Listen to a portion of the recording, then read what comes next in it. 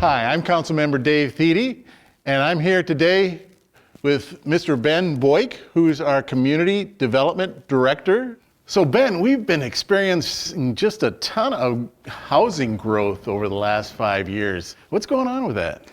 Well, yes, Dave, we've seen a lot of growth. It's pretty evident within the community. In fact, to put it to context, 2015, the city processed a total of just over 50 new home building permits. Fast forward to 2020, the city processed over 380 new home permits. So obviously quite the growth with housing. In fact, looking at 2021 thus far, the city has issued a total of 81 new home permits through the month of February. So a lot of housing growth going on, absolutely.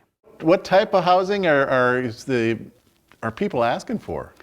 Well, I think as you can see throughout the metro area, the housing market's changing, right? We've had a lot of single-family development over the past, through the history of the community. Right. And now we're seeing a lot of interest from developers with townhome development and more specifically multifamily housing development in the community. What do you suppose we'll see in the next 5 years or so? Well, I think it's a continuation of seeing that diversification within the community. As everybody knows or has seen, Grove 80 is under construction currently at the old City Hall site, which is at the corner of 80th Street and Hemingway. We're also talking with another developer with another market rate, amenity-based apartment complex on Hardwood and Harkness.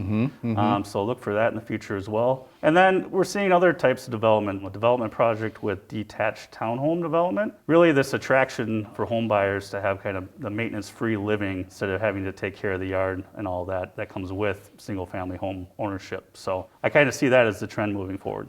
So yeah, in our strategic planning meeting and so forth, we talked a lot about housing diversity. And with all that's currently going on, what does that mean for the residents of Cottage Grove? Well, I think first off, it's important to note that all this growth leads to increased tax capacity. We've seen a 31% increase in market value over the past 10 years, which has led to over $10 million in increased tax capacity for the residents. So this lessens the tax burden on the existing residents as the city continues to grow. How do we get more affordable housing? What does that kind of mean, and where do we get the money to help do that?